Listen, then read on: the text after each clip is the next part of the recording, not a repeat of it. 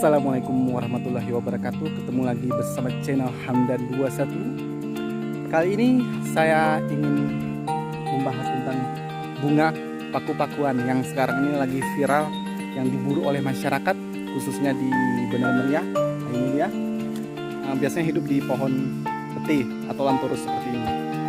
Dan inilah dia bunganya, seperti ini ya. Kayaknya nggak ada bunga, cuma daun-daunan. Tapi ini menurut pemburu ini sangat unik, bisa ditanam di pekarangan rumah. Nah, seperti ini bunganya.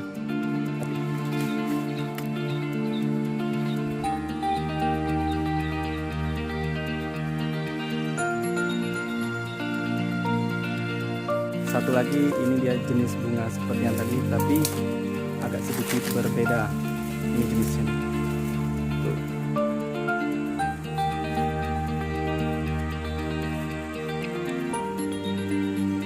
Seperti ini bunganya yang lagi diburu masyarakat